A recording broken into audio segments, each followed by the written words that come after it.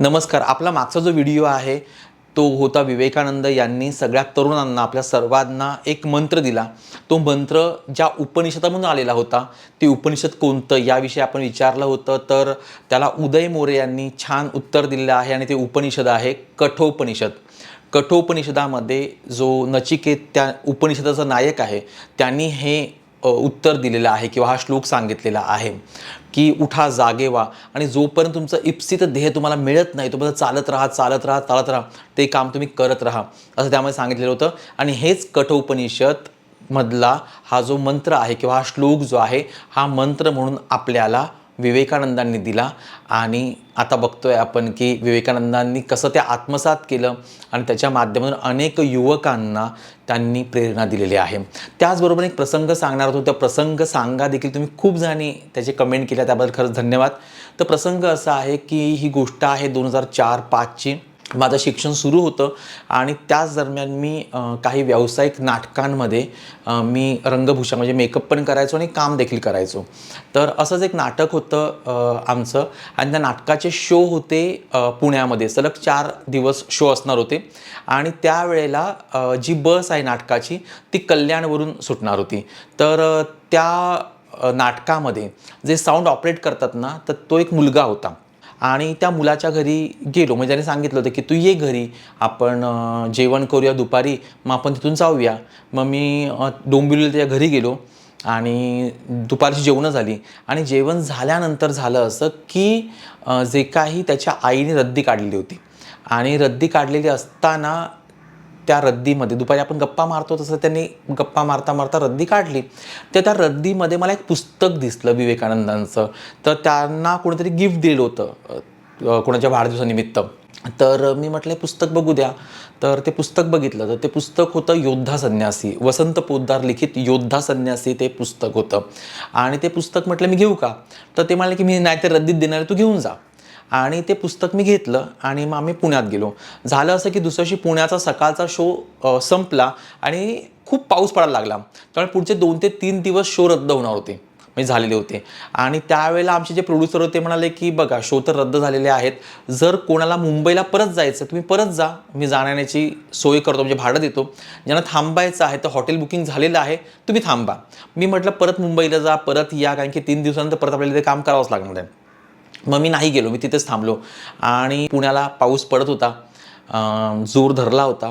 आणि मग मी हॉटेलवर आलो आणि हॉटेलवर आल्यानंतर मी ना ते वाचायला सुरुवात केली पुस्तक. खरं सांगायचं म्हटलं तर मला फार पुस्तकं वगैरे वाचण्याचं फार काही वेळ नव्हतं त्यावेळेला.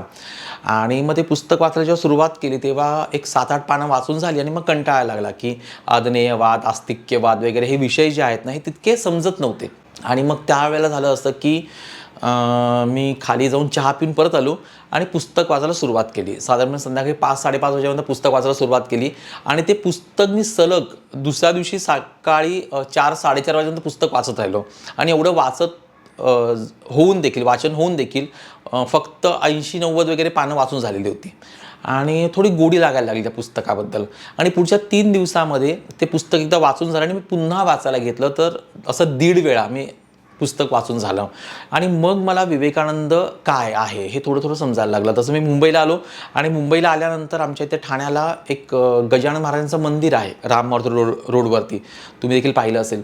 तर तिथे एक जाहिरात होती की ठाणे केंद्र म्हणजे विवेकानंद केंद्र ठाणे याच्यासाठी काही स्वयंसेवक हवे आहेत म्हणजे.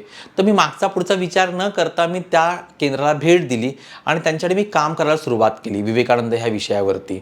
आणि मग पुढे झालं असं की मग मला विवेकानंद किंवा अजून वाचन माझं वाढत गेलं.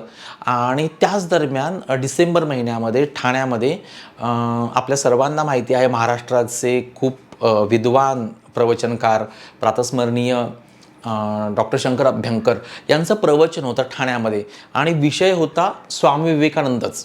तर शंकर अभ्यंकरांचं जे प्रवचन होतं ते ठाण्यामध्ये होतं आणि माझं त्याच वेळेला काही काम पुण्यामध्ये होतं. तर मी पटापट काम संपवायचो आणि संध्याकाळी 7:30ला मी ठाण्यामध्ये यायचो आणि ते प्रवचन मी पाहायचो.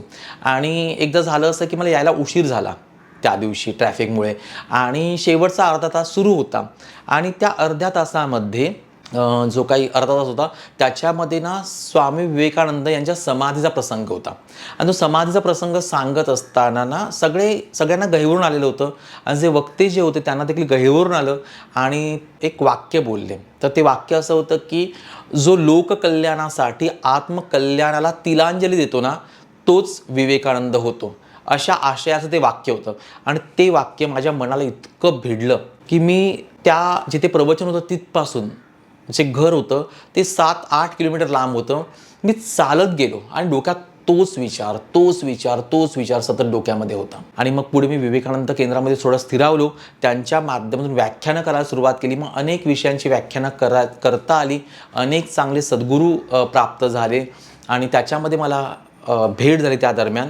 ते म्हणजे ठाण्याचा जो कोण असेल त्यांना माहिती असेल तर ते आमचे भाऊ आपटे, डॉक्टर शांताराम आपटे, जे राम मारुती रोडवर राहायचे. त्यांच्या सावलीमध्ये राहून खूप काही गोष्टी शिकता आल्या आणि इतकं शिक्षण, इतकं निर्व्याज प्रेम त्यांनी विशेष करून माझ्यावर केलेलं होतं.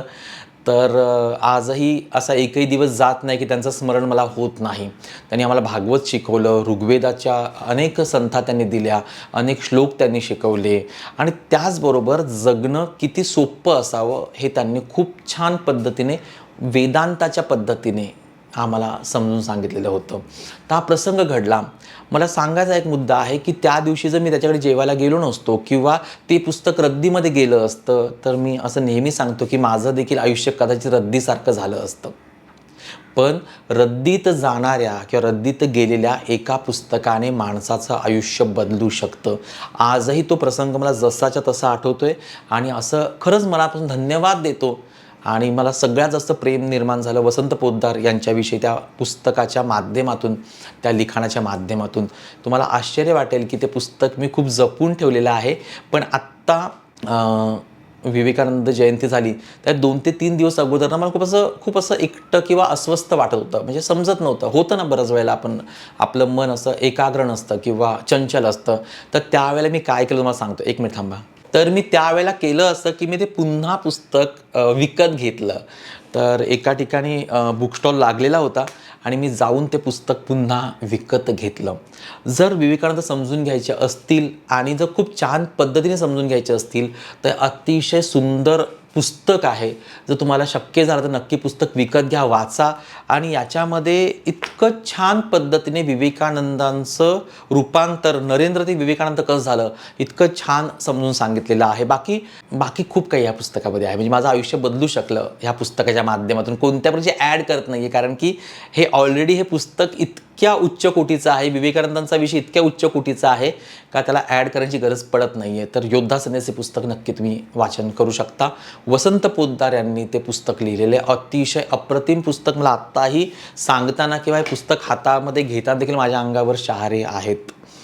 तर खूप छान पुस्तक आहे. तर असा एक प्रसंग माझ्या आयुष्यामध्ये घडला, हा तुम्हाला सांगायचा होता. वास्तविक पाहता की असं होतं की क्लिकबेट किंवा मग हा विषय चालेल का. आता विवेकानंदांसारखा विषय म्हटल्यानंतर तो विषय व्हिडिओमध्ये चालेल का नाही चालेल का हा देखील आता विचार मनामध्ये नाही आहे. आता आपल्याला चांगल्या गोष्टींचा प्रसार आणि प्रचार करायचा आहे. बाकी आपली साधना सुरू आहे. विवेकानंदांनी ज्या ज्या साधना दिल्या त्याही आपण विचार करतो आहोत, बघणार आहोत. आणि त्याचबरोबर अनेक आपल्याला आपलं स्वतःचं व्यक्तिमत्व कशा प्रकारे खुलवता येईल अनेक विषयांच्या माध्यमातून याचा देखील विचार आपण येणाऱ्या काही व्हिडिओमध्ये करणार आहोत. हा व्हिडिओ कसा वाटला नक्की सांगा. त्याचबरोबर स्वतःवर इतकं प्रेम करा, आपलं ज्ञान अजून वाढवा. बरोबर जे काही वाचण्यासारखं आहे, छान आहे ते सगळं वाचन करा. बघा आपलं व्यक्तिमत्व जे अजून खुलत जाणार आहे. भेटूया पुढच्या व्हिडिओमध्ये. तोपर्यंत तुम्हाला अजून कोणते विषय हवे आहेत का नक्की तुम्ही कमेंट करून सांगा. आणि त्याचबरोबर ज्यांनी प्रसंग म्हणून कमेंट केला त्यांचे धन्यवाद. आणि उदय मोरे यांचे धन्यवाद की त्यांनी उत्तिष्ठ जाग्रत प्राप्य वरांनी बोधत हा श्लोक कोणत्या उपनिषदामध्ये आलेला आहे त्यांनी सांगितले कठोपनिषद. त्यांना देखील मनापासून धन्यवाद. अनेकांनी रेकी या विषयाची चौकशी केलेली होती. तर दिनांक 1 फेब्रुवारी ते 4 फेब्रुवारी आपली रेकीची लेवल 1ची बॅच आहे आणि त्यानंतर आपण 21 दिवसानंतर लेवल 2 घेतो. याविषयी अधिक माहिती हवी असेल तर तुम्ही या क्रमांकावरती संपर्क करा. धन्यवाद.